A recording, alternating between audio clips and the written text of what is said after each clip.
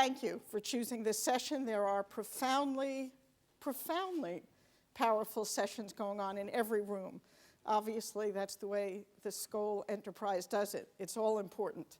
I went to one session a little while ago on gross national product, since I think about how to deal with economics all day. And then I darted into this room where women were talking about what it means to be a woman in other nations, where if you're raped, you could go to jail, where your life is in jeopardy every day. And it's an extraordinary reminder of the power of this group of people, the enterprise, the folks that the Skoll Foundation has brought together to take on some of the world's toughest problems. The problem we're going to talk about today, and hopefully it's part of the solution and not only part of the problem, is capitalism. Is how to use the power, the strength, the depth of capitalism to scale the kind of values, social, environmental values, worker safety, climate change, water, to integrate them into every part of the capitalistic system, not because it's the nice thing to do, not because it's philanthropic, not because somebody wants to look good, but because it is a fundamental, foundational part of the economic and the business equation. So we're going to talk about that any minute. Let me first do some housekeeping things as a few more people walk in. One is, I'm reminded to ask you to silence all of your phones, but don't shut them off. We're tweeting here. After all, this is the Skoll Social Enterprise Group. This is the group that understands network communications, social marketing. There should be, and I urge you for there to be at your very desk, tweeting throughout this session. So please silence your phones, but don't shut them off. The Twitter hashtag, and I just learned what that meant a month ago when my staff told me I had to be tweeting, so I think I know what a hashtag is Skoll.WF, #Skoll.WF. Let me make two other announcements, and then we're going to launch right in. One is there's something called the Cisco Lab, the CoLab. There's an enterprise building, a project between the Skoll Foundation and the Cisco Corporation about how to scale networking, how to build networking into our enterprises in a way that allows us to work with, communicate with, collaborate with millions rather than dozens of people. It is something that we know will be of value to all of us. Nobody knows exactly what it looks like just yet. It is in design. They have graciously invited all of us to be part of that design. How do you build the kind of networks and systems using the best technological minds that Cisco has and the best technological innovators and non-technological innovators, but visionaries, that's all of you, how to bring those things together to think about, take what we're all doing and turbocharge it by millions in our ability to reach people. I could think of no more gracious invitation than each of us being invited to stop by that CoLab to help create. You know, I was good at law school. I was very bad at science and math. So I could never have dreamed of inventing a light bulb. But to be able to dream of inventing a system and being part of a collaboration that invents a system that allows us to network and talk to people that we want to be talking to in the tens of millions and hundreds of millions instead of dozens and hundreds is a great gift. So thank you to all of the Skoll Foundation and Cisco. And you're all invited, we're all invited to stop by that CoLab in Said rooms 12 and 13. And then finally, let me just note that we will be taking questions. I'll talk a little bit more about that in a minute. Very quickly, my name is Mindy Luber. It is a delight and a pleasure to be here. I'm quite honored. I run an organization out of the Boston area in the United States called Ceres, where we work to integrate sustainability into capital markets, issues like climate change and water risk, and the depletion of our natural resources, how to make sure they're part of the business opportunity. They're not an add-on, as I said before. They are integrated into the way investors think, analyze think, businesses do business. They're integrated into the way credit rating agencies rate companies or rate bonds. They're integrated into the way regulators think about the economy and the way the stock exchanges do. And interestingly, I think that's starting to happen. Not everywhere, far too slowly. We need to get it to scale, and some of the folks here on our panel are doing just that. I also want to note that I'm a Skoll social entrepreneur, and I could think of nothing that has been more of a profound honor over the last 5 or 6 years to be part of your community. Every person that I have met at these gatherings for the last 5 years give me inspiration, give me hope, allow me as a mother. When I was in politics working for Bill Clinton, I used to, in every speech, talk about Abe and Jesse, my 2 children, who at that time I think were 6 and 2. Now they're 21 and 17. But having a PhD in worrying, I am equally as worried about them today as I was then, because we're building a future at the moment that can sustain a world for them in the way we lived our lives. I believe part of the solution, there's no one solution, the people in this room are about multiple solutions, but part of the solution, while politics isn't working in many countries, while international treaties are stalled, and indeed we need those treaties, we need rules and we need laws. But while those things are stalled, and painfully so, we need some of the largest players with the largest amount of resources, the most employees, the people who create products to integrate sustainability into the business plan, not as an off-balance sheet risk, not as an externality, not as something you do on a good day or a good year, not as something you do to look good, not as something to only protect reputational value, but because they need to. If you just think about any business, any part of our capitalist system, can you build a business without enough water? McKinsey tells us we're 40% short on water over the next 20 years globally, and of course, as we know, in some parts of the world, we're 80 or 90% short. You can't build a system based on water sometimes today and sometimes not so much. And you can't build a world with climate change continuing to increase. As carbon emissions go up and weather patterns change and droughts hit and agricultural crops are annihilated, and the drought in Texas last year annihilated cotton crops, killing businesses, wreaking havoc on shareholder value of the Gap, of Levi Strauss, and of hundreds and thousands of other companies. We see that integrating the risk of sustainability as well as the opportunities are a crucial part of our business systems. We've got to integrate it at the fiduciary level.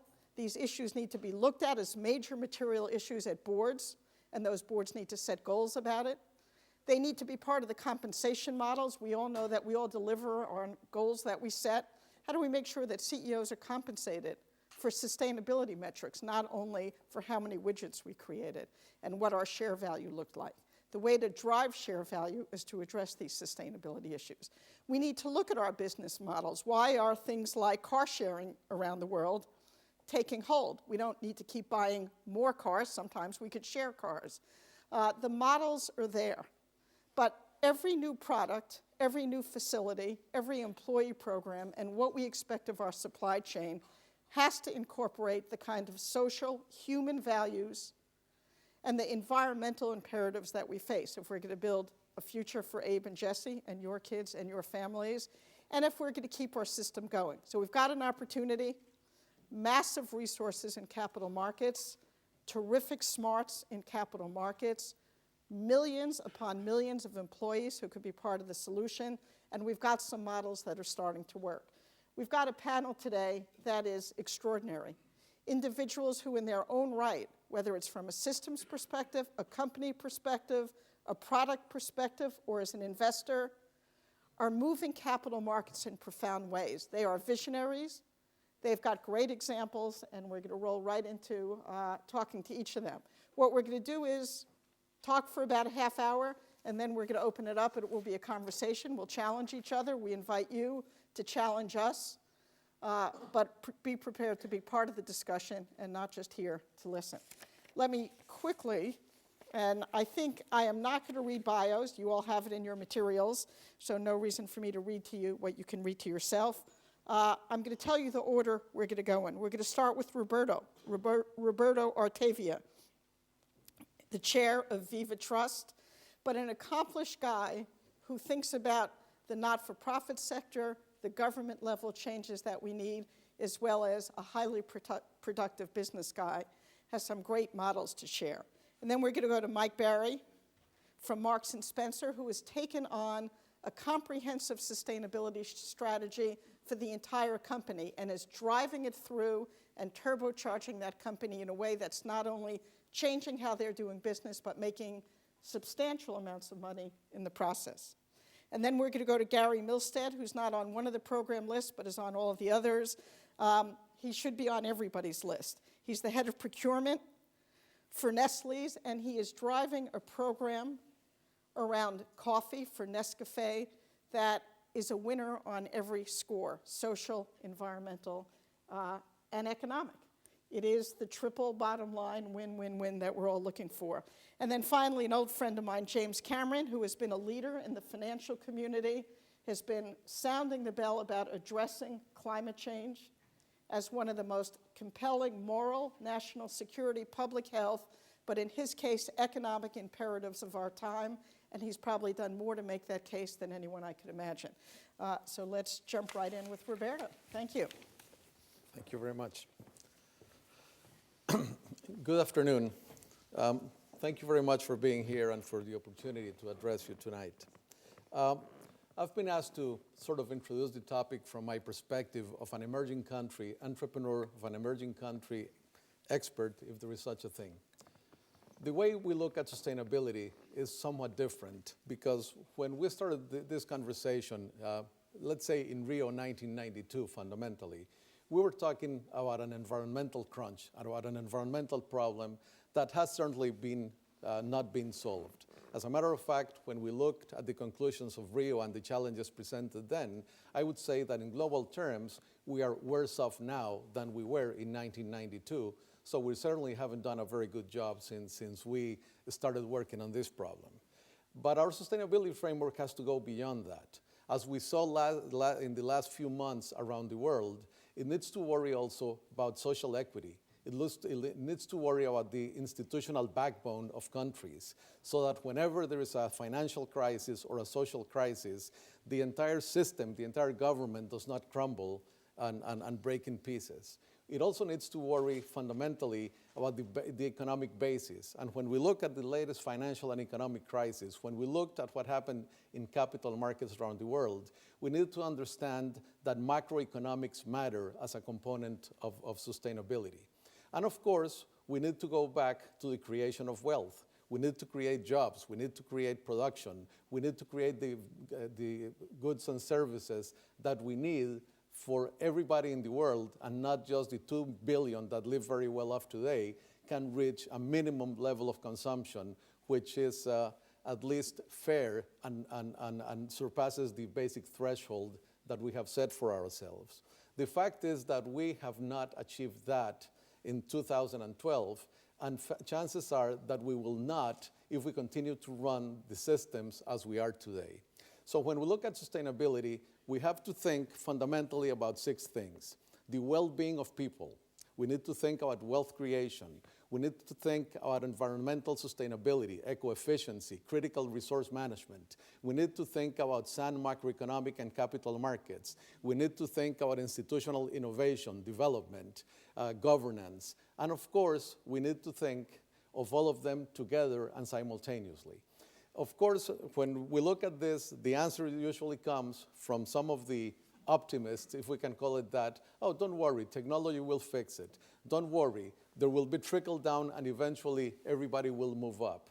But the fact is that that is not happening.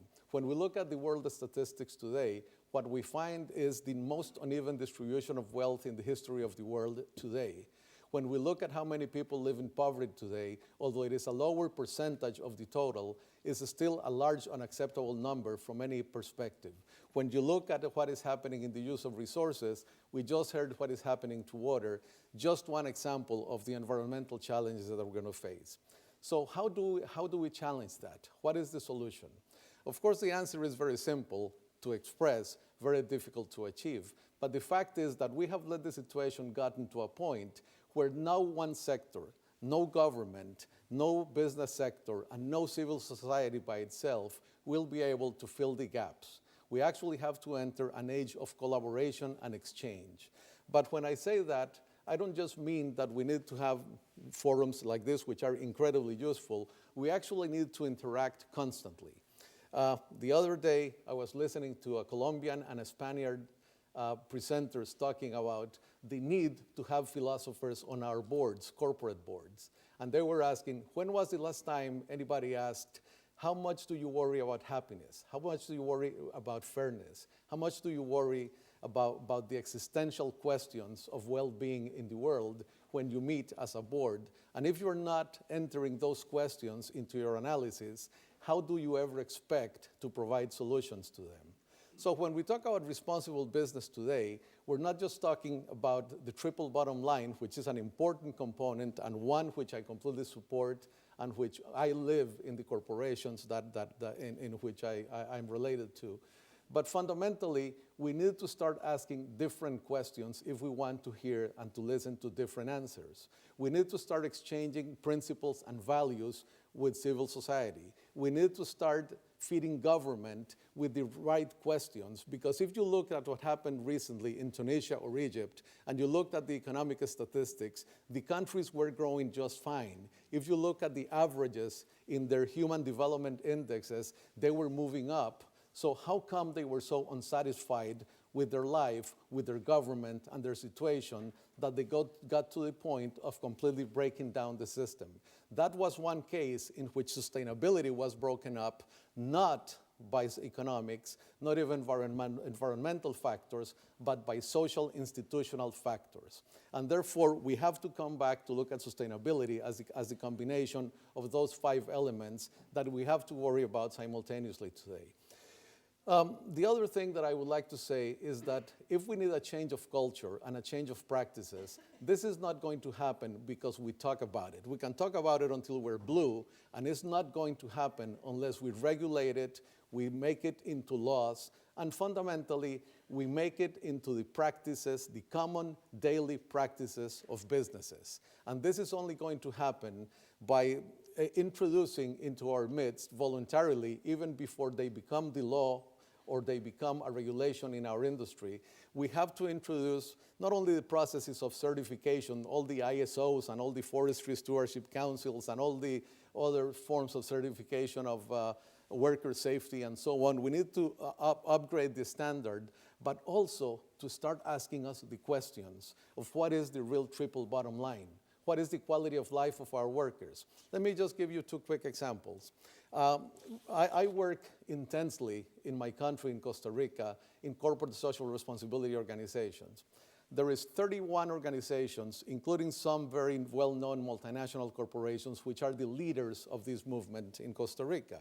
Well, the other day we decided to run a study in them, and we found that 8% of the workforces of those 31 companies lived under the poverty line. And of course, their CEOs and their board said, well, but we didn't know. The reason they didn't know is because they never measured and they never really asked their workers how they were doing in personal terms. So if we're going to talk about a triple bottom line, if we're going to talk about new ways to challenge the 5 areas of sustainability, we're going to have to start asking different questions and using different metrics to evaluate the performance of all of our organizations. Not one sector, government, civil society, or business, is capable of solving this by itself. But the bridges will have to be created formally, and the culture will only change when we create the instruments, the incentives, and even the punishments necessary in order for culture to move to what it ought to be today. The fact of the matter is, when you look at the 99% movement in the US, regardless of how well it is doing and whether it's legitimate or not, I don't want to enter that discussion, there is a significant portion of the population, even in arguably the most successful economic system of the last 200 years, that says the system is breaking down. There is deep dissatisfaction among the population. And the reason it doesn't collapse is because it has this strong institutional backbone. The Constitution of the US remains one of the most wonderful documents ever written, in my opinion. But because they have that institutional backbone, they haven't broken up. But the fact is that they are being unfair, and the distribution of their productivity, of their wealth, of their systems, of their access to scarce water in the West and everything else is today not representative of a successful company, a successful country. And let me just finish quoting one of my mentors, there is no such thing as a successful individual, company, or organization in a failed society.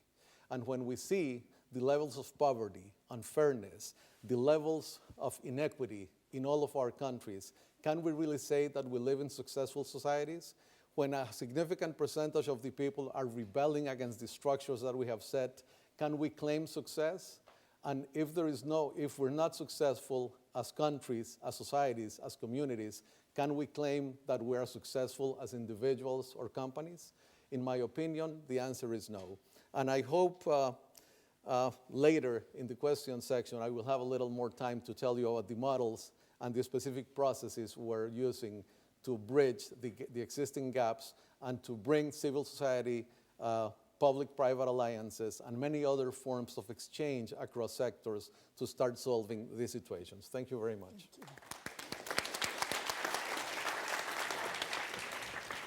How long did it take?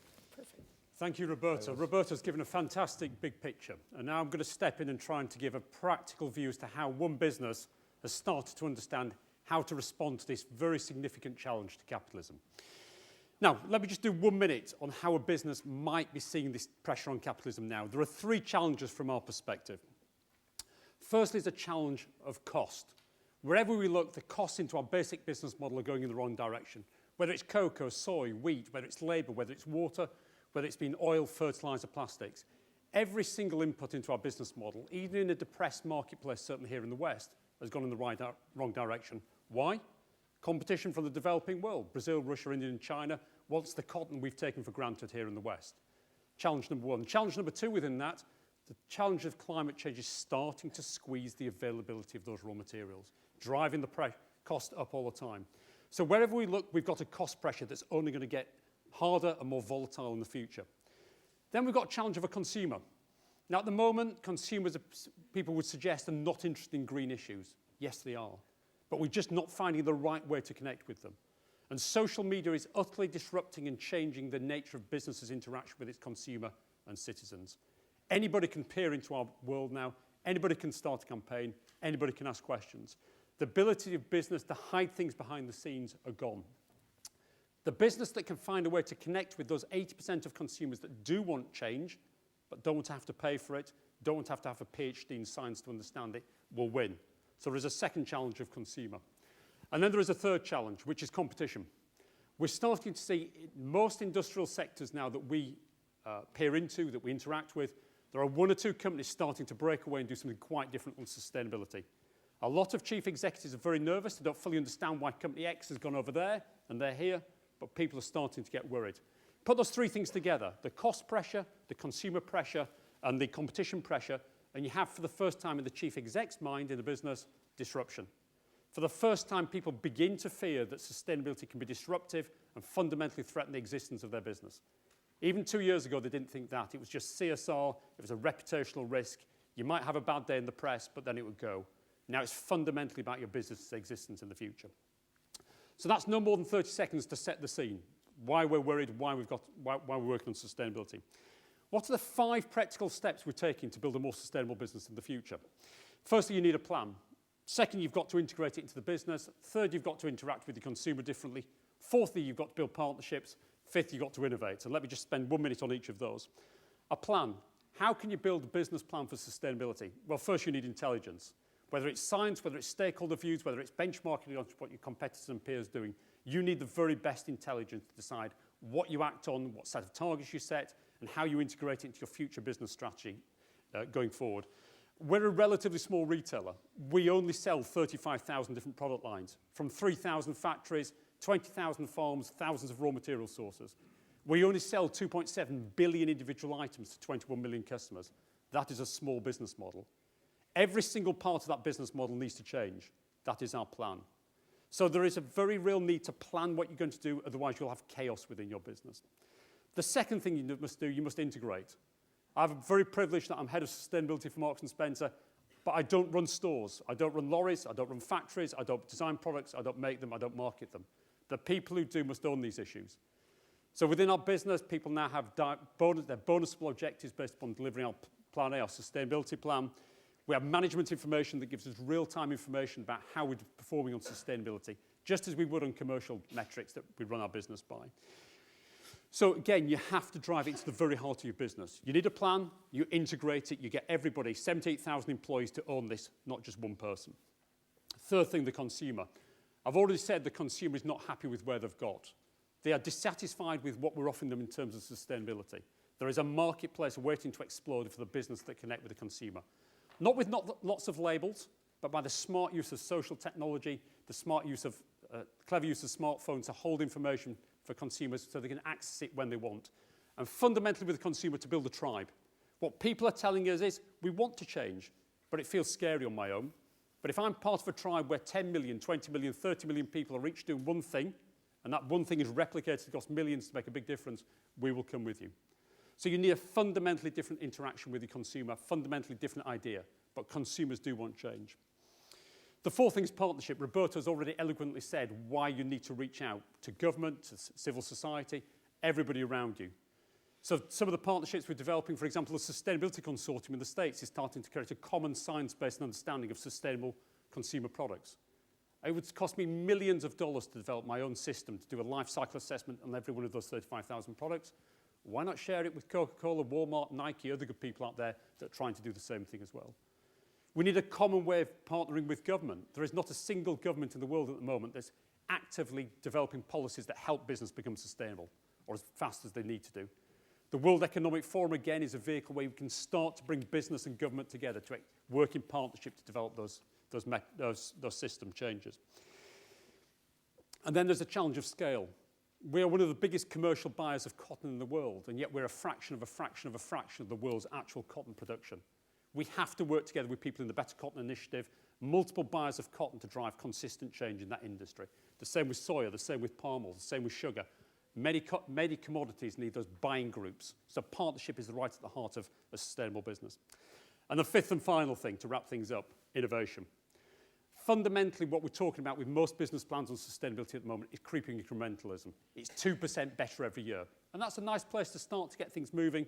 It will not build a sustainable future within the next 10 to 20 years that we need. We need radical step change. We need to shift from selling products, those 2.7 billion items of stuff that we sell every year.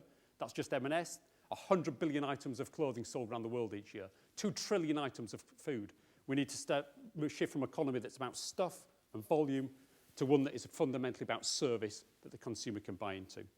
We need to close the loop. We need to value biodiversity. We need a whole new range of technologies and materials, raw materials that are truly sustainable. So that's the template for change.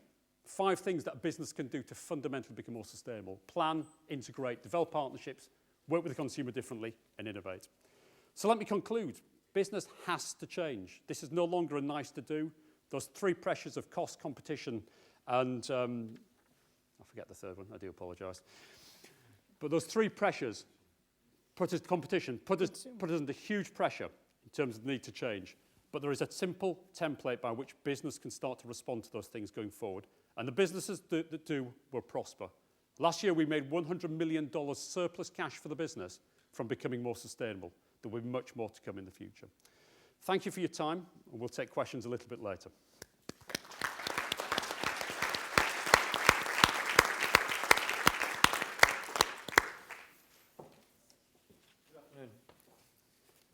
My name's Gary Milstead, and I'm Head of Procurement for Commodities for Zone Europe for Nestlé. I'm not running procurement totally for the organisation. I haven't given myself a promotion just yet. But within the Nestlé corporate environment, we've taken on the strategy of creating shared value at a corporate level. And so creating shared value is about ensuring that whether it's in society or for shareholder, right through the chain, there is value for everybody in that chain. For us, there is a pyramid around creating shared value. At the base of that pyramid is compliance. It's making sure that all of the rules, the expectations, the codes of conduct are being adapted and adhered to. Then you move up into sustainability. This is ensuring that the needs of today don't destroy the opportunity for future generations. But then we want to go one step further and create value for people all along the chain. And this is about how do we build that value into society? How do we as a manufacturing organization ensure that both the farmers that we work with, the consumer, the shareholder, the employee, and everyone in between gets value out of having done business with Nestle. So if that's the corporate vision, then how do we bring this to life when we start to look at the myriad of products that we have within the Nestle organization? Yes, we are the world's largest food and drink company, but we represent, in terms of food and drink, 1.8% of total market. It's an incredibly fragmented business. But then within specific businesses, we have a reasonable footprint. So we have an opportunity to play leader, to really help to drive some change. So when we start to think specifically about coffee, there is the Nescafe business and there is the Nespresso business. So a lot of what I'm going to speak about today is focused primarily about Nescafe.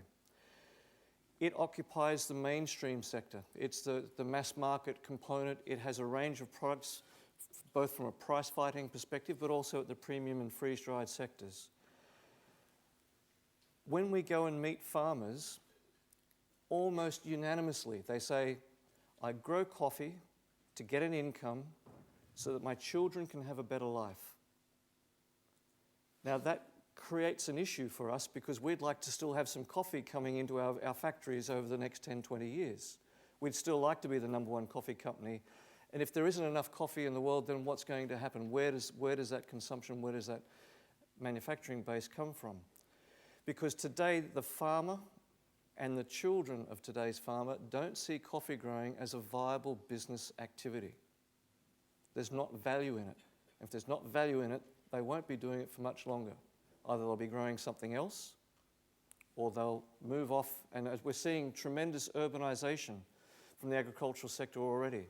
So we need to address the fact that all through the chain, right down to the farmer, there is value for it. So it's not about necessarily per se the price, but it's about farmer income.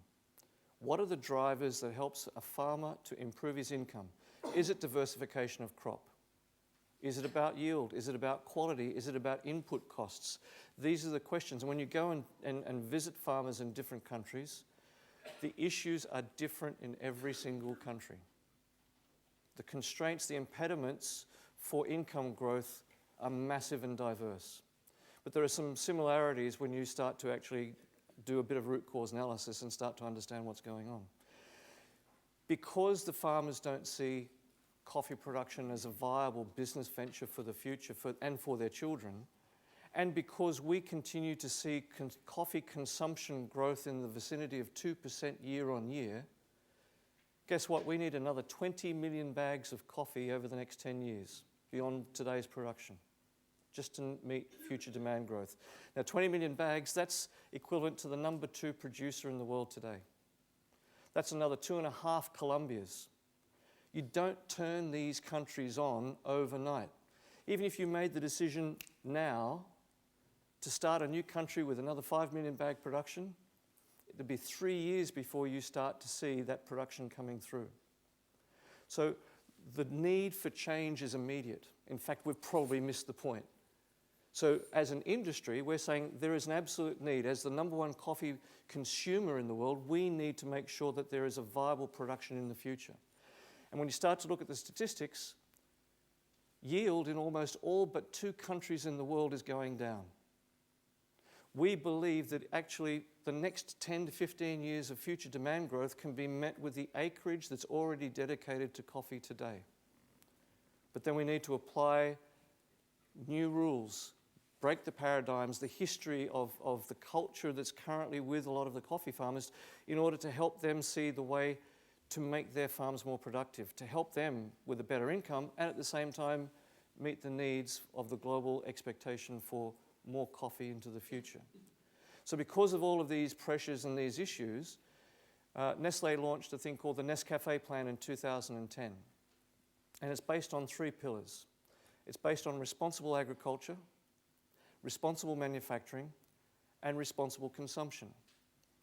So if we talk specifically about responsible agriculture, part of the announcement and the targets that we are setting out is to ensure that the supply chain that we have control over. So Nescafe has more coffee manufacturing plants in countries where coffee is grown than any other roaster, and by a long shot. We are, I think, around between 10 and 20% of our global consumption comes from these supply chains where we have people on the ground. It's our factories that are being fed by the local coffee growers. We hired our first coffee agronomists back in 1963. We've been working with farmers for quite a long time. We've got a lot of knowledge. So the Nescafe plan is actually harvesting the knowledge from all of these various countries around the world where we've had people on the ground bringing that knowledge into our organization. But we also recognize we can't drive this solution on our own. We need partners. We need to learn from the experiences from other organizations, whether they're donor organizations, trading organizations, the growers themselves, and bring best practices together and help people to grow. So our announcement is also to distribute 220 million disease-resistant, higher-yielding plantlets over the next 10 years. I'm not aware of any other roaster that's doing such program, and the scale of this is tremendous. Our history in the past is we would distribute something like 3, 4, 5 million plantlets per year. So we're ramping up our investment in terms of our plant science technology and our ability to propagate plants and distribute them to the places where they are needed so that farmers can address issues. If we look at Colombia, for example, one of the issues they have is rust resistance, or lack of. Coffee trees suffer from rust. We're able, with our partners, the Federation in Colombia, to provide rust-resistant plantlet varieties so that the farmers can have higher yield into the future. We're investing 350 million Swiss francs over those 10 years to ensure that we deliver on our ambition for the Nescafe plan at an agricultural level. We're also supporting our responsible manufacturing. We're looking to reduce our energy consumption by 20% per coffee factory. We're also looking to reduce our water consumption by 30% per coffee factory over those 10 years. We already have 2 coffee factories that are water neutral today.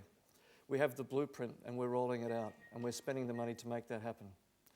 But interestingly, when you look at the product life cycle, the biggest part of the energy consumption in the whole process is when the consumer boils the water to make the cup of coffee.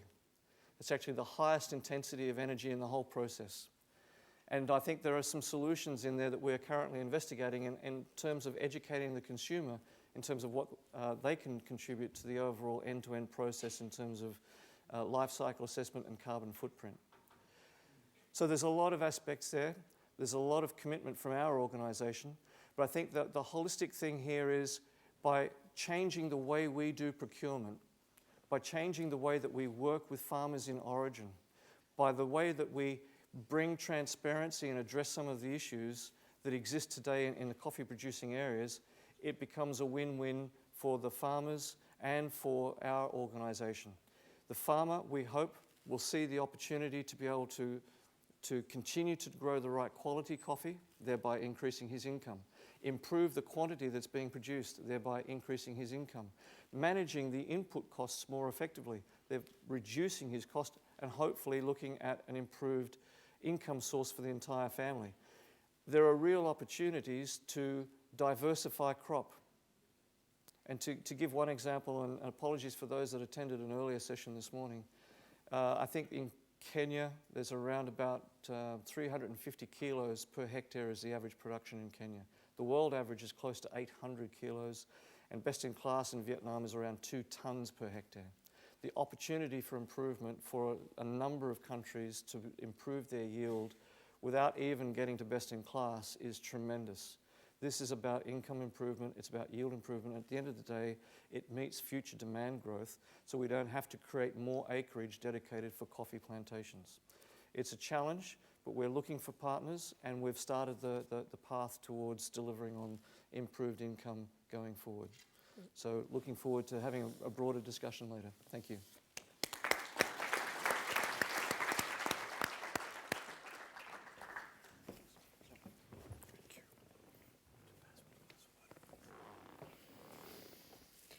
Well, good afternoon, everybody. Thank you, Mindy, for the introduction, and to Skoll for their fabulous event. There is just no doubt that capitalism is seriously under pressure, but we know that we can respond well to a bit of pressure, and it's a good time for a bit of reimagining of what this system can do to deliver welfare and indeed to focus on public goods. And at a time like this, there is a craving for somebody somewhere to focus on the public goods.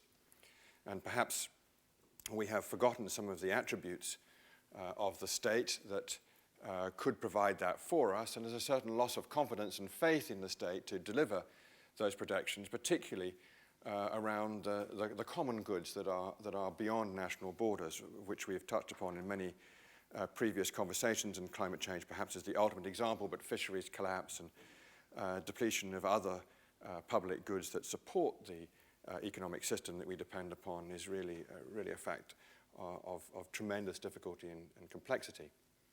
So as I think about the responses that you've heard from already, and my own experience in building enterprises to deal with these problems, there's a few observations. Firstly, that craving for the involvement of the state is actually also a craving for rules. And Roberto, you mentioned this before. I used to be an international lawyer, and the person who taught me gave me a phrase that I've hung on to ever since, which is that law is in many sense a will to perfection. It's a way of making the best of ourselves. It also offers constraints against our worst excesses.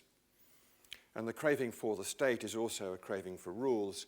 And in many of the examples you've heard so far, these are rules being put in place by societies called corporations. Yeah? Societies within a society that are able to construct rules, have them applied, and make a material difference to the world in which they operate in.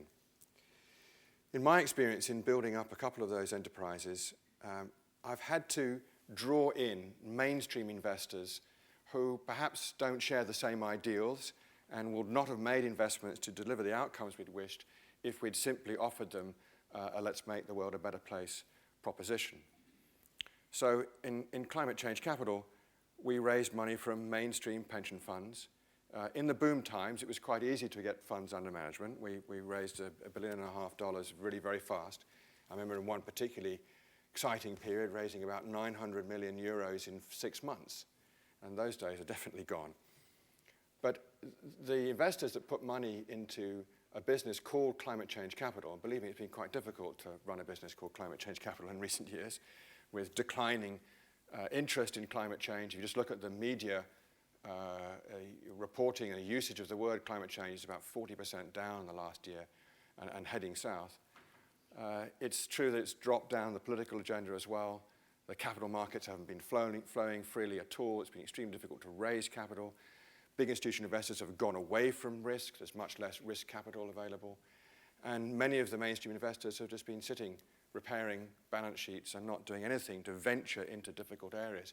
And much of our investment was not only for climate change, but in emerging markets, a sort of double emerging market risk. It's extremely difficult in the last 3 years to be doing this work. But we were able to raise money in better times and deployed it in mainstream asset classes like property, green buildings, but also in more adventurous areas driven by a carbon price.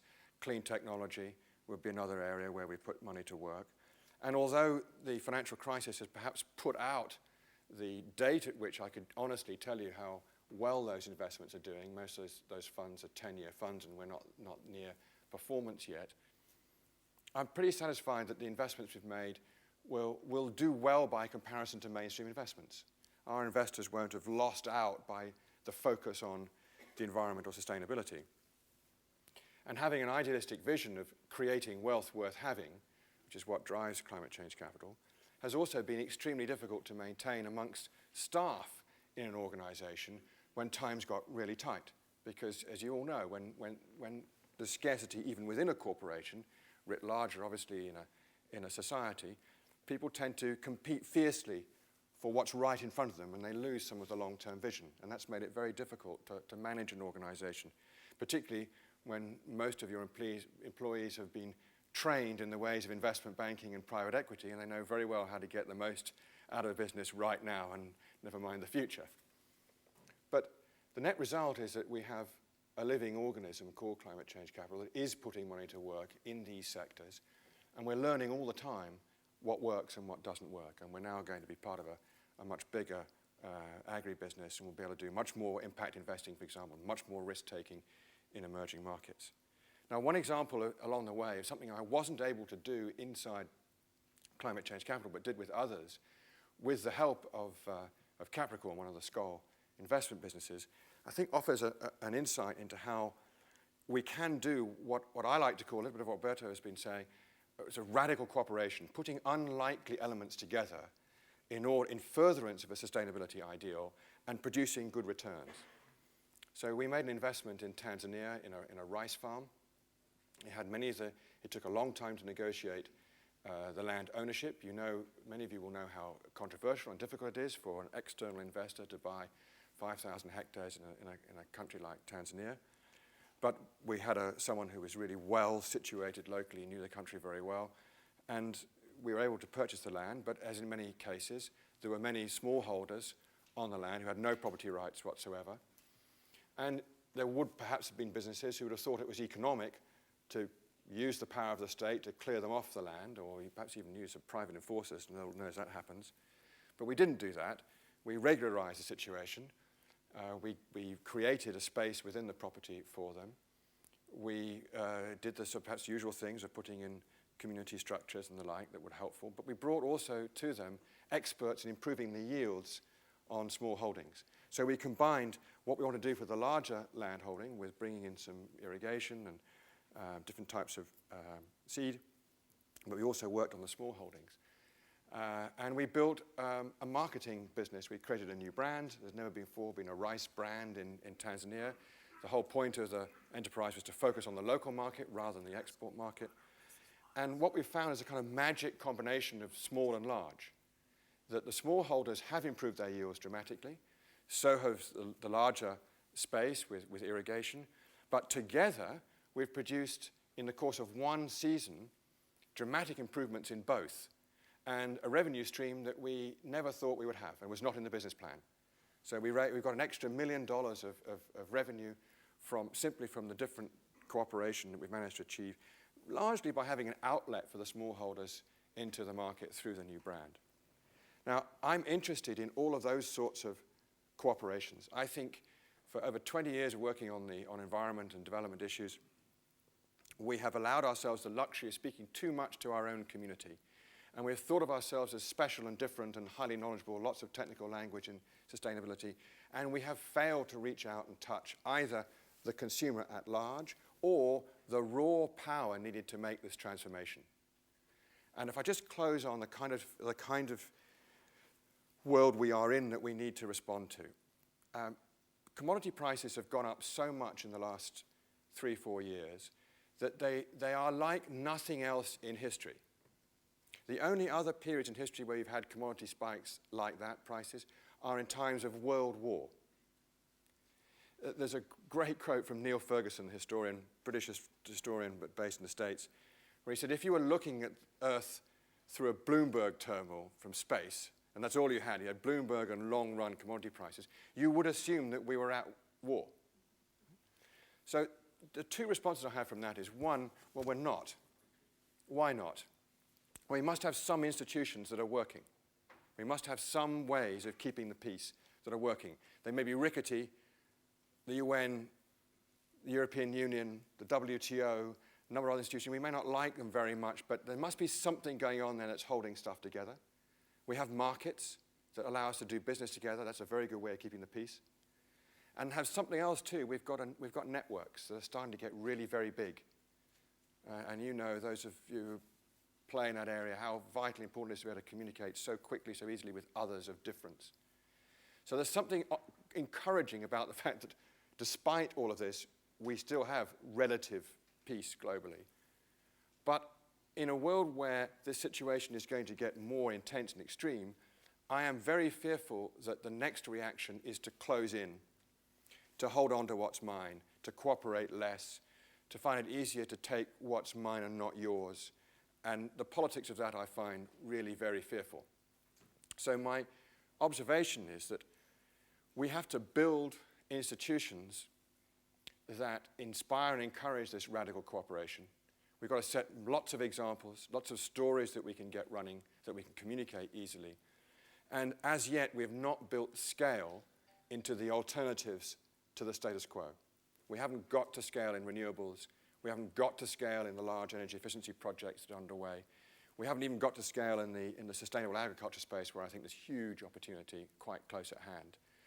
So the task is to get the big forces of capital, the big markets, to find investments that they can recognize, that they feel comfortable with, that don't look too radical, but actually guide them towards this transformation. And I believe that's in infrastructure, in finding investments that look very like bonds, in investments that are to do with real assets, real property that have dividend yields, and agricultural land would be one. But also in those areas where you can connect energy, water, and food security, which is perhaps the best place to get at the climate change issue. And I'm going to leave one parting shot to you for discussion, no time in my presentation. I'm absolutely convinced that we can innovate again inside the corporate structures that we've got. That sitting between all these great ideas in the companies and all those that act in civil society and not-for-profit organizations is the know-how, dynamism, and drive that could be put into organizations expressly for resolving public goods problems. Public goods enterprises given a mandate to deliver and be rewarded for delivering on public goods by law in many jurisdictions. I'd like to see competition between jurisdictions to attract the most talented people to solve public goods problems. And the rewards can come in many ways. I'm happy to talk to you about them. But in a sense, I think that's the next step. And we're nearly there. There are lots of things, the B Corporation in the States, the Stichtings in Europe. There's some other organizations that are heading in that direction. But that next step would give many of you an opportunity to do more with your good ideas, I think. Great, thank you, James. Okay. We may ask some of each other questions, but let's start with this gentleman in the second row. Is there a microphone we could get down there? And then we're going to move right to this woman with the beige blouse. Is that me? How are we doing? Great. With Okay. the microphone. It's up here. Hi. I'm sorry, I think I this... thought, yeah. Okay, if you go for it. If you've I'll got be the really quick. microphone. All right. The question is very simply this.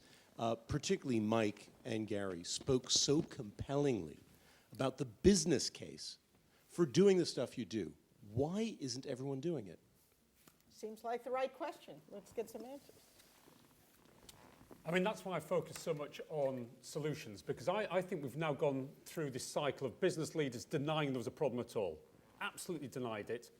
Just literally 3 or 5 years ago, I think they've now come to this stage where they said, there is a problem, but what do we do? And I think what businesses are looking for, great examples like Nestle have just shared with us, and this is how you systemically begin to address and rebuild a value chain so it becomes fundamentally more sustainable than the past. A lot of people are quite naive about just how much has to change in business. I rattle off some simple numbers about Marks and Spencer. 3,000 factories, 20,000 farms, 1.7 million workers, 2.7 billion products. Walmart's 20 times bigger than us. Every single one of those numbers can be multiplied by 20, and every single element, moving part of their value chain needs to change. So it doesn't happen overnight. And what businesses are looking for are practical examples, again, great example here from Nescafe, of it is possible, and actually if I do deliver it, things will be better. So I think we're now in a phase of the next 3 to 5 years of practical examples, and then we need to drive to scale.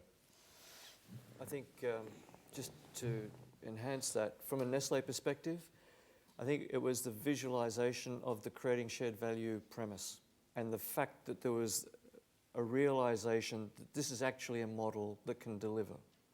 And then looking at the business profiles and saying, where are we exposed? Where are the bits of business that can actually bring the creating shared value concept alive? And the first launch that we went out with was the Cocoa Plan. And then we had some work done on dairy. Now we've got the Nescafe plan. And actually we're at a point where we've learnt from each of those categories as we've moved that we're rewriting the Cocoa Plan because we think we've done a better job in Nescafe, and we're continually evolving and bringing to life a lot of the learnings that we're doing as we go forward. So things like vanilla sourcing, hazelnuts, these are other aspects where we are driving that model and bringing it into, say, the less higher profile areas of our business, but we now know how it works. I think the dawn has arrived, and we can see the business case that actually supports the need for the sustainable approach. Let's go to this gentleman.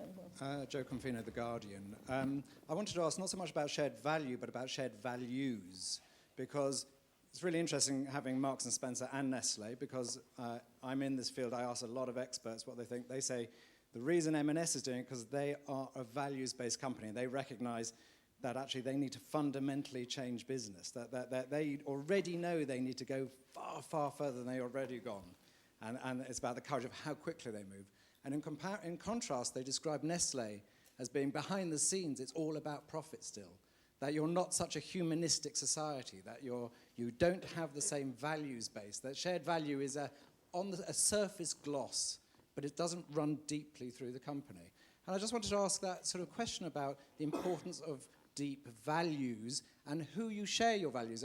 Is it shared value that you choose who you share it to, or is it about actually asking whose values are these and how do we actually represent them?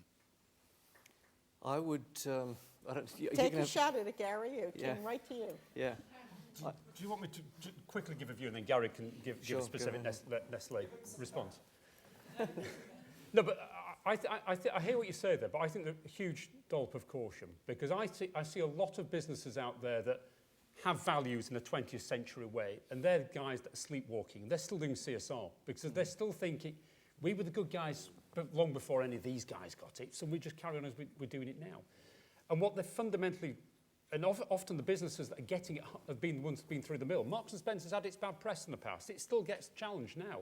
The Nikes, the McDonald's, the Coca-Colas, the Walmarts, the guys that I think, like Marks and Spencer, have done probably 10% of the journey and therefore relative leaders, have been through some bruising battles to make us wake up. Some of those that haven't been through that bruising kicking are the ones complacently carrying on as they were. So I hear what you say. The values of M&S help, but I don't automatically think it means you succeed. And I'm going to add one provocative thought and then let Gary defend himself, because I think there's much good reason to defend. We want everybody to be values-driven, to be sure. That's what we'll see, the comprehensive inherent integration.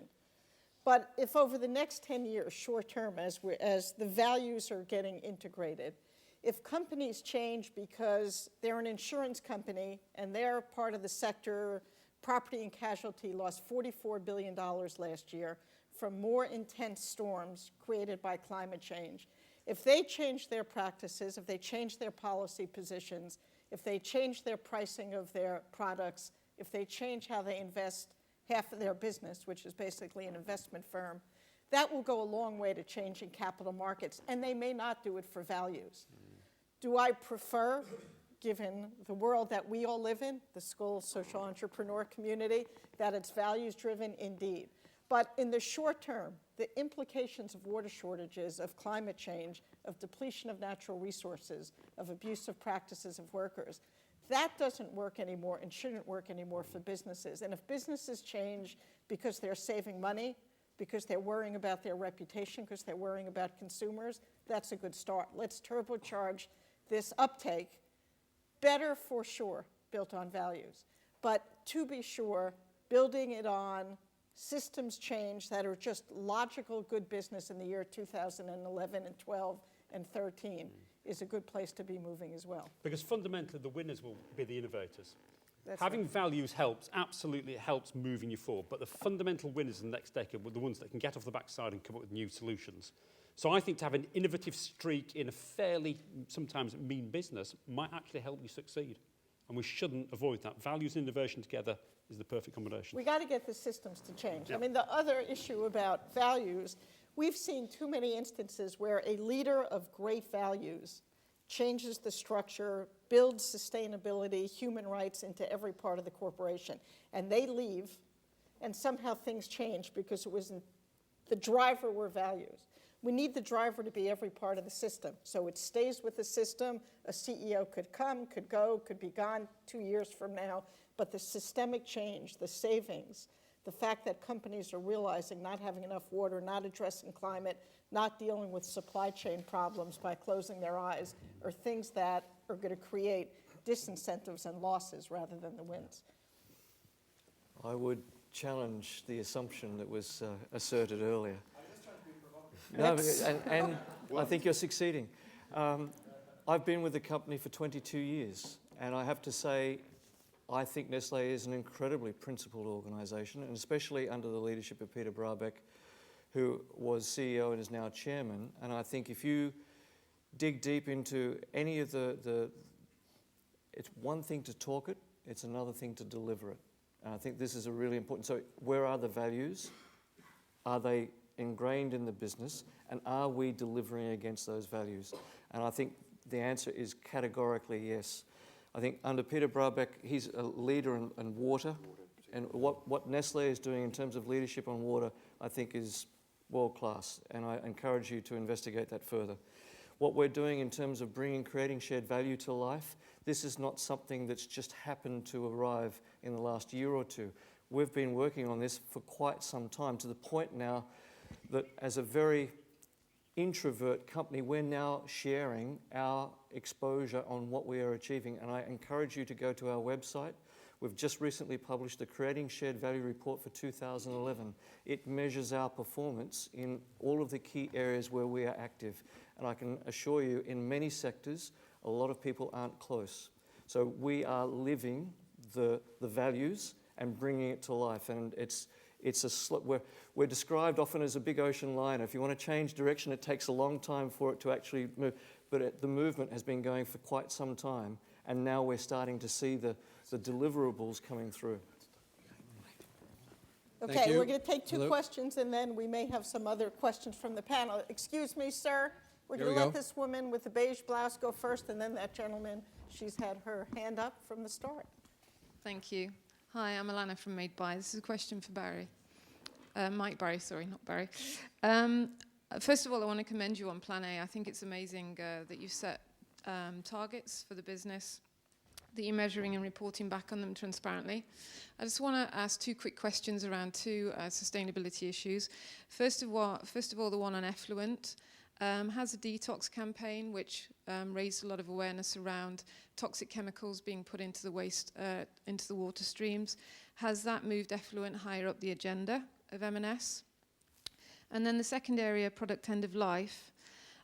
We know this is a really tricky area within the sustainability agenda.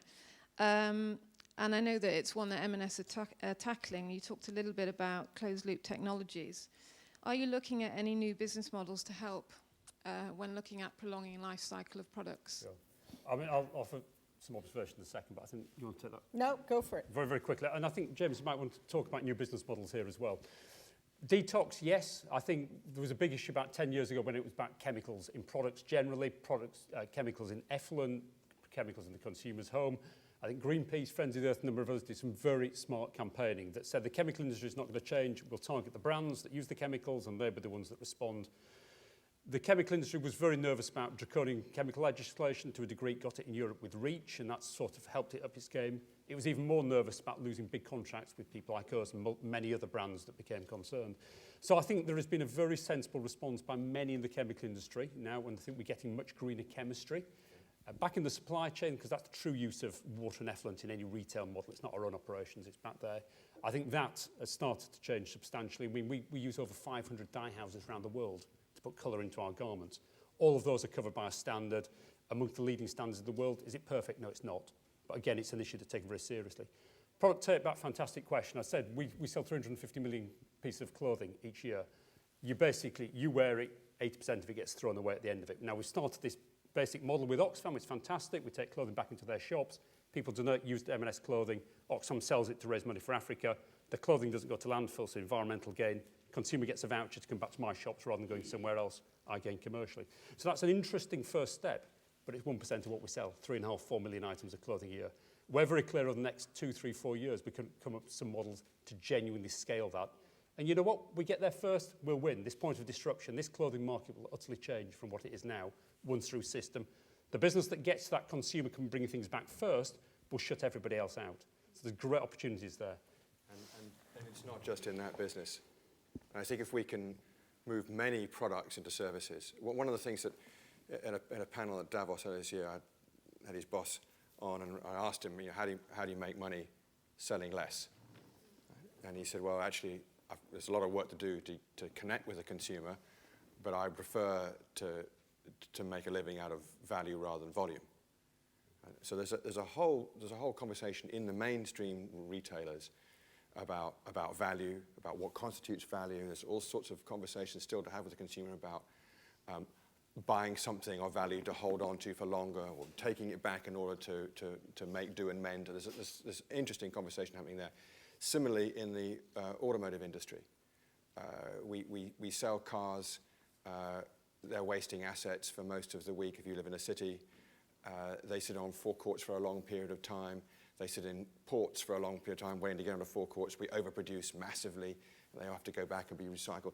We're really close to a big flip in the automotive industry, because selling a service might be just a much better business.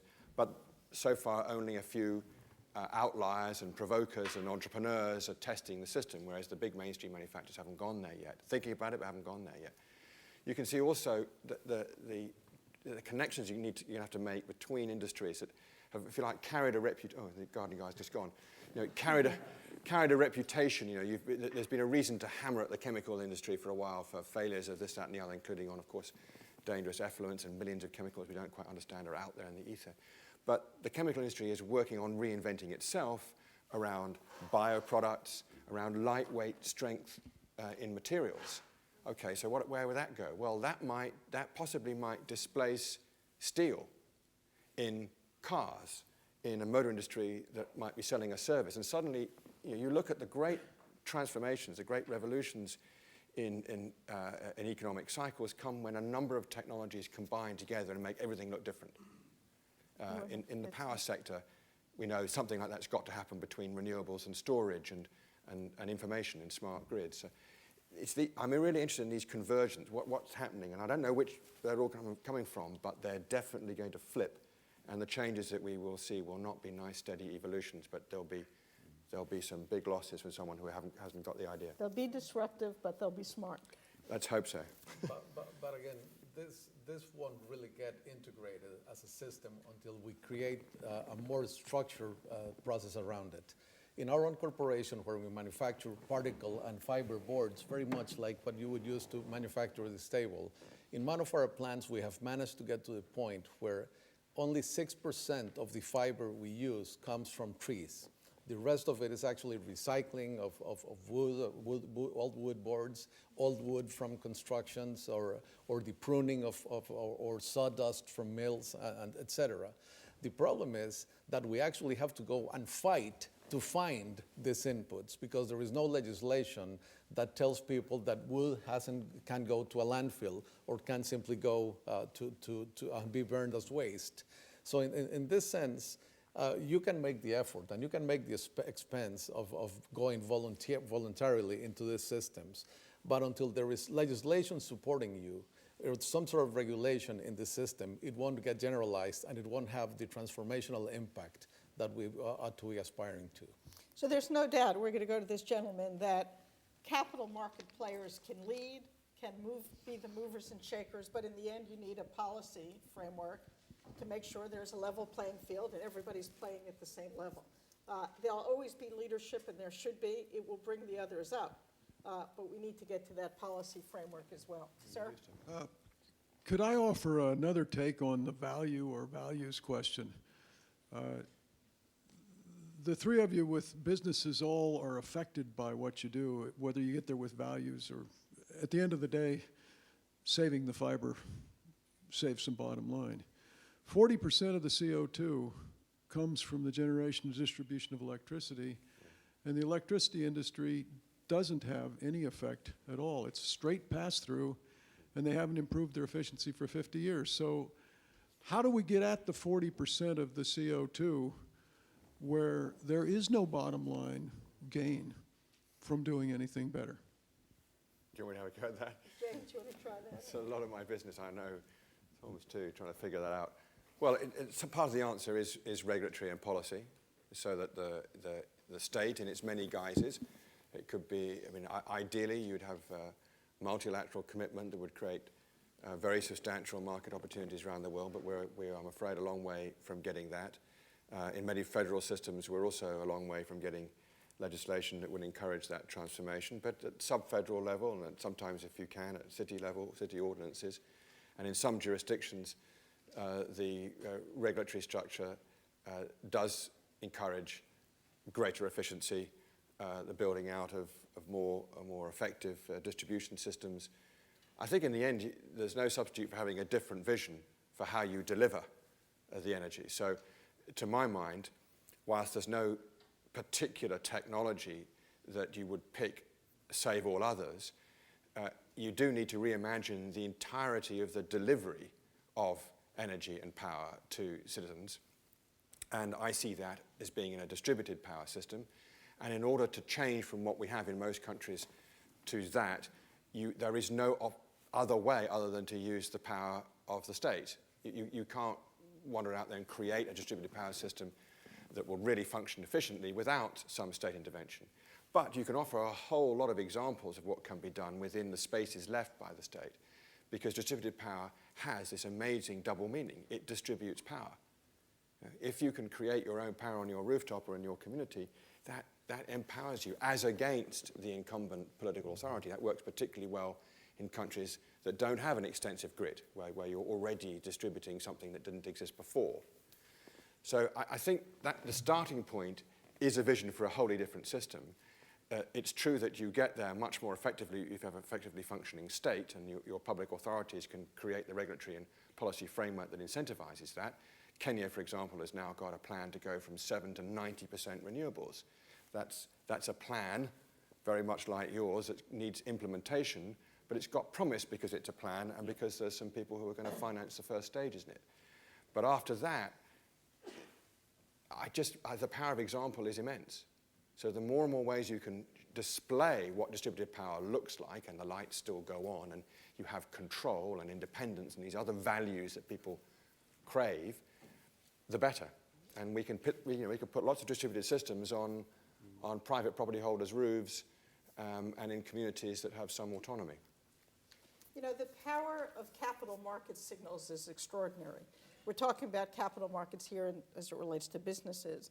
But in some instances, you really do need policy. Right now, we basically, in the United States, allow for carbon pollution, which has an extraordinary cost to society, be valued at zero. And when things are free, you get a lot more of them. In the very same jurisdiction, that being the United States, in 25 of the states, utility companies are not able to rate base, to be compensated for selling us energy efficiency, for convincing us to do more that is good, rather than selling us coal-fired plant energy. That they get compensated for. Well, until we get those market signals right, and we ought to, and consumers ought to rise up and demand it for all the reasons James is saying, it's hard for companies, not making excuses, but they've got shareholders who are breathing down their back saying, show me what you did for me today. The short-termism of our market is quite complex.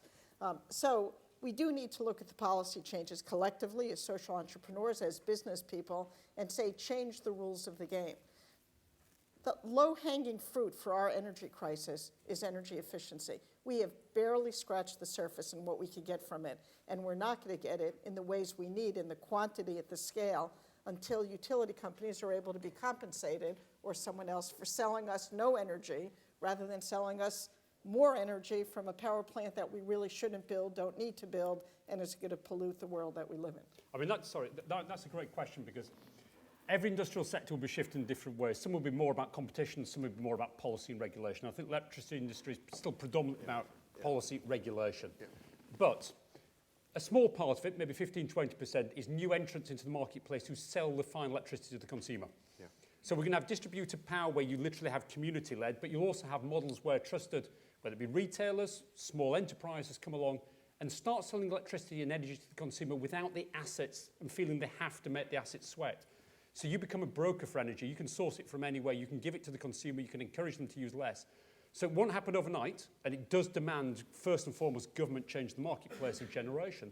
But 20% of it, the icing on the cake, will be new incumbents coming to the marketplace and starting to shift the dynamic by which consumers consume the energy at the end of the day.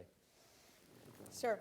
Yes, my name is Tony Piggott. I'm from J. Walter Thompson Ethos. Just switching over to the demand side of the equation, I want to quote Peter Drucker, who said there are two essential things in business, innovation and marketing. Everything else is a cost. Today, and in the movement toward progressive business, most of the conversation is about finance, about supply chain, about procurement, and policy. Marketing has got to play a significant role to engage all sorts of stakeholders, not just consumers, boards of directors, investors, people in the company itself, big problems in middle management buying into change. So I'd like to hear from the panel why they think marketing is not getting the prominence and focus it deserves in this movement, and certainly is evident in the conversation today, and in, frankly, the people that are on the panel. Okay, can I just welcome that question and the challenge it brings. Forgive us if we've used the wrong language, because you're right. I'm not sure I'd use the word marketing. Everything for me about the sustainability journey, whether it's a citizen or as a consumer or as a businessman, is about human change. Most of the technologies that we need to become substantially more sustainable exist today. It's people being willing to recognize them, change to using them, and recognize that there is a better world at the end of it. So human change, of which marketing is a vital element, and, it's been hugely successful for 40, 50 years, driving consumption, that model, will be at the heart of it. I talked about 5 things that change a business. I talked about plan, which is quite technical, innovation, quite technical, but I also talked about the consumer, and I talked about integrating it into the business, which are fundamentally about human change behaviours. So forgive me for using the wrong language and skimming over that, but you're absolutely spot on. It's about human beings. I'm surprised that I think I spend a lot of my time selling ideas about how things could be other than they are. That's a form of marketing. I'm convinced that despite the very gloomy prospects that you can't avoid if you spend time really diving into the sustainability issues, the root issues, that there is no prospect of making the change without some salesmanship, because optimism is required to sell, right? Optimism sells. Now, the difficulty is in the power relations. I mean, who's paying the bills for the marketing? Who's going to get to the consumer? Now, we're sometimes bedeviled by an awareness or knowledge of complexity. Those who already have strong incumbent positions can, particularly in difficult times, market strongly what you know that is safe and secure. It happens very much in energy. Right? What you know. Now, change, it's a time of insecurity. You don't want too much change. But we won't make the transformation unless what lies ahead looks better.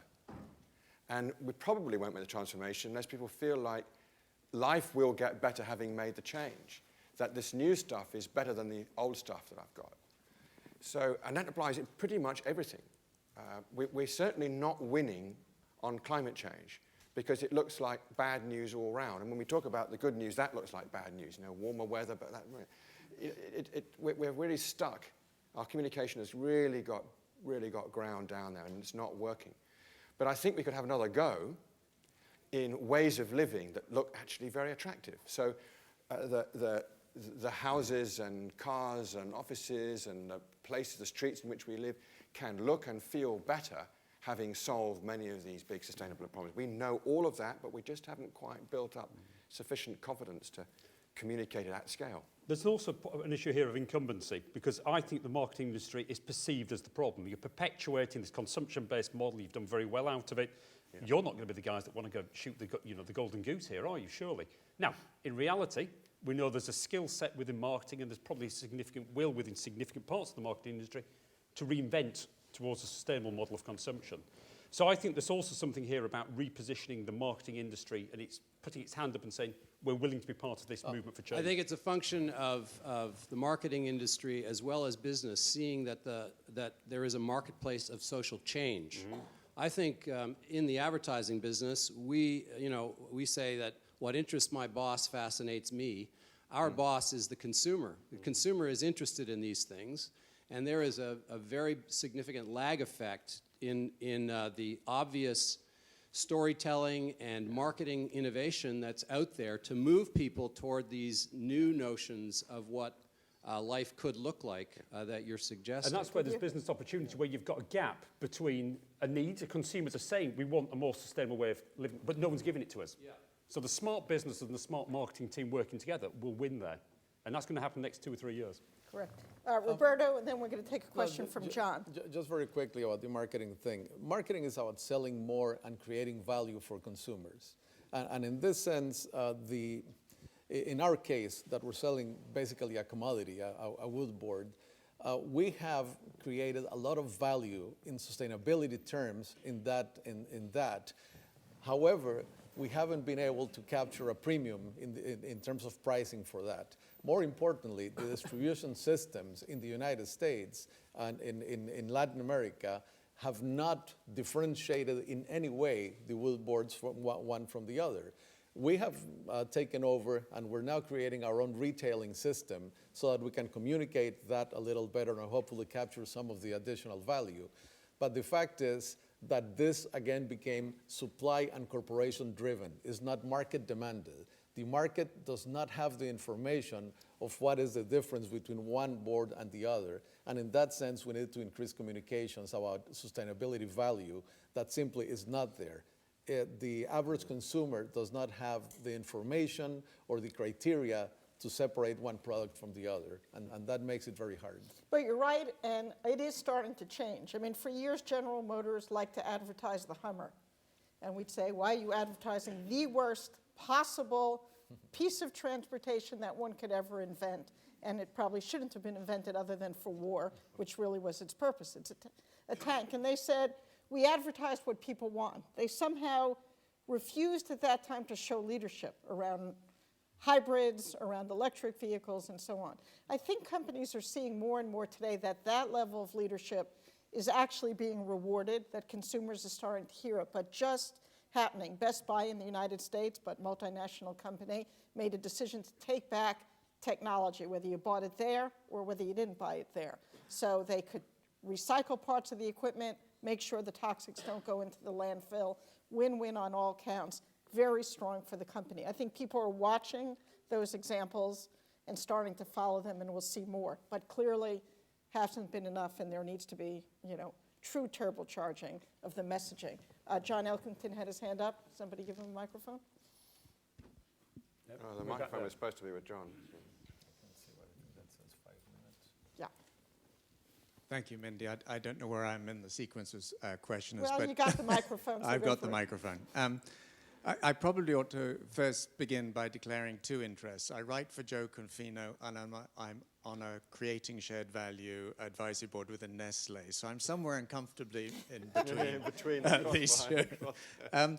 But I was in Barcelona with Nestle earlier this week, and something came up that I just want to pose to the panel, which was, I think Nestle is, as was said, a rather introverted company, a rather conservative company, and it looks with absolute horror, I'm dramatizing for effect, at what Unilever and Paul Polman are doing in terms of saying, Unilever is going to go from 10% sustainably resourced raw materials and ingredients today to 100% by 2020, frankly without a clue of how it's going to do that. And I think my question to the panel is, what do you think about genuinely stretched targets? I happen to love them. I love Paul Polman. I love what he's doing. But I recognize a certain sort of truth in what Nestle is saying here, which is we want to be able to know that we can deliver against the explicit and implied promises before we actually make the marketing communication, to Tony's point. I don't mind starting, so you can carry on. In a way, perhaps it's between the cultures. I sit on GE's Eco-Imagination board, and the way GE did this was a huge amount of internal inquiry. Let's not say anything till we've done a lot of analysis, lots of engineering-based analysis, and they didn't.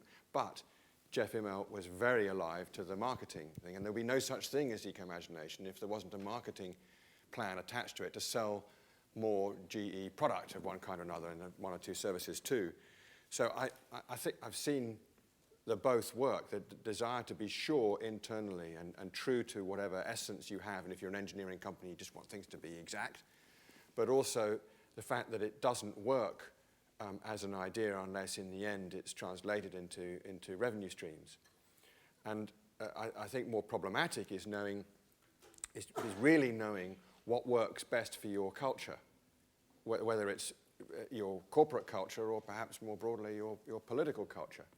What is going to motivate that transformation? What is going to be credible to your key constituency? And I don't think you can play around too much with that. You need to intuit it and feel confident that when you go out to make a change and to reach into markets, you've got your people with you.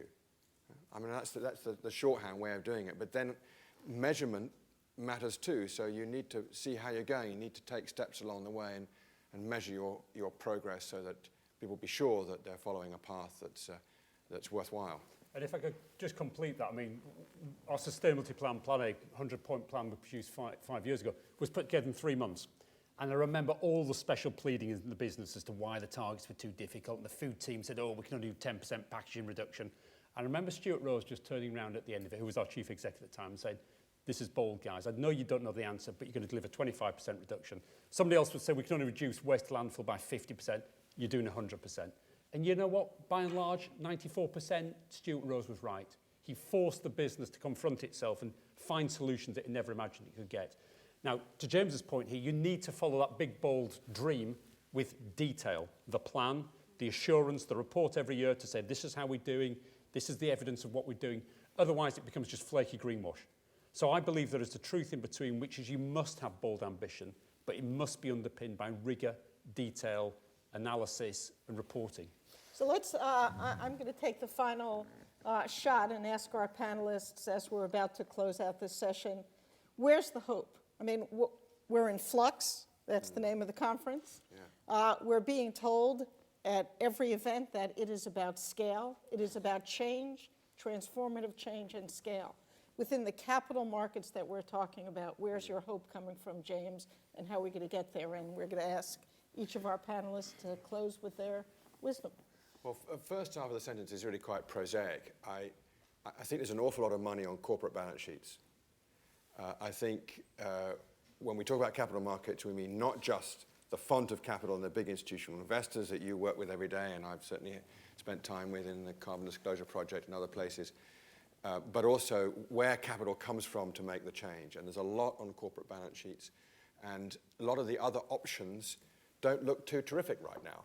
So it's a very good time to present arguments for investment that are associated with these sets of issues and problems and categories for investment that we think are attractive. So good moment to present ideas that perhaps would not have been looked at in the boom times when other assets were doing extremely well and there was a kind of formulaic distribution in the big asset managers. Now it is in flux, so get in there and say, actually, you can get good returns that are more stable, that are more politically secure, because we're building consensus, we're building kind of real cooperation at the local level. You're less subject to volatility if you invest in a sustainable way. And that case can be built in pretty traditional asset classes like land and property, and in big companies that have got a plan. So I think I draw hope from the fact that in this state of flux, there's a demand for new ideas, and a lot of the competitive arguments have been damaged. They've damaged themselves. So there's a chance to put some alternatives in there and be constructive. Great, James. Thank you. Gary, give us hope. Fantastic question. I think there's lots of dynamics attacking businesses from all directions. And if we look at price risk management and what's happening in the volatile commodity markets going forward, we look at increased consumerism and the rate of urbanization in some countries and people, because of income growth, becoming new consumers. These are some of the challenges and the worries going forward. Marry that with bringing recognition of the true value of drinking water and its availability going forward. So it's not only about hydration for the human being, but it's about agricultural crops and the demands that this increased world population will have in terms of the need for water going forward. And valuing that significantly is certainly some of the challenges that we have going forward. In terms of hope, I do believe that a lot of the boards, especially the food and drink businesses, are now understanding it. They're getting it. And I think we're starting to see it cascade from the top down, back down through the business. So we talk about values organizations and where we're going. I believe that we are starting to see the leaders in the various different categories bringing those values to life. And that's where the hope will come from, that things like creating shared value will drive a lot of the strategies, because by investing in that area, there is a return at the end of the day. There is a solution that can be developed. Broad open-ended challenges sometimes actually bring out the best thinking. So I think that's where some of the hope comes from. Great, and Mike? Well, I was going to say exactly the same, so I'll offer a different observation. There is hope because boards are increasingly getting it, because the realities of pressure on the business are becoming real, and let's just capture that and put it to one side. Let me just turn to the consumer. All our market research is saying that 80% of consumers consistently in all the marketplaces around the world where we operate want change. They just can't see how it's going to happen, and they haven't yet bumped into a business model that's offered to it in a simple, accessible, no-on-cost kind of way. As soon as some bright spark of an entrepreneur or a big business finds a way to turn the key in that door, they'll make a lot of money and a lot of people will follow them. As I was listening to them, I just realized I haven't told you anything about our corporation. Fundamentally, we run a triple bottom line corporation, and we have done so for more than 10 years now. In doing so, we have created incentives for our executives, for example, that are only 70% determined by financial returns. The other 30% is determined by social and environmental returns, with a caveat, which is that if you do not perform in social and environmental terms, you do not get your bonus for financial performance. So what I'm trying to say here is that there is a lot of radical organizations out there. Ours is one of them. Viva Trust operates a public company. We're publicly traded in Chile. We have about 65% of the shares of this corporation, and the dividends that don't get reinvested in growth of the business actually get invested in social and environmental philanthropy in the region. 100% of whatever is left from not investing. That has led to an investment of approximately $148 million over the past 10 years in philanthropy in Latin America. And the reason I mention this now is because these organizations actually create incredible value for this in social, environmental, and productive terms. We are a competitive organization. One of the most interesting things, and this is what I wanted to underscore, is that our partners are the pension funds in Chile. This is the other 35% of our shares. And these organizations, they need to be responsible in terms of the pensions of the workers in Chile. And they're right now investing with us in Mexico, investing with us in Brazil to grow the corporation, because they have now understood that long-term shareholder return is what really makes a difference. They are no longer evaluating what happens in the market every other day, every other week. They now understand that we are creating a sustainable shareholder return for them. So not only in the consumer market, but also in the capital markets, we're finding a new type of investor, a new type of response to our proposals. As long as they are consistent in the long term, they have the right values, the right structure, and of course, they are delivering what they offer. And this is fundamental. One of the reasons we do this, and these shareholders feel so safe, is because there is this radical organization which is not taking the money home, but actually investing it in the communities and in the environment to make sure that we continue raising the quality of that environment for the corporation to perform better in the future. So I think there is a big lesson to be learned there, in the sense that all of us need to think more in the terms that Nestlé is doing with the coffee growers, that we are seeing in textiles, and of course in the entire value chain of textiles, and in many others today. And one of the reasons that I'm very hopeful about the future is that we are now communicating this as examples and success, and not simply as the exceptional cases of an idealist that went that away. That's not the case anymore. This is coming to the mainstream, and the more it does so, the better we will be off. Terrific. Well, join me in thanking our panelists for giving us hope.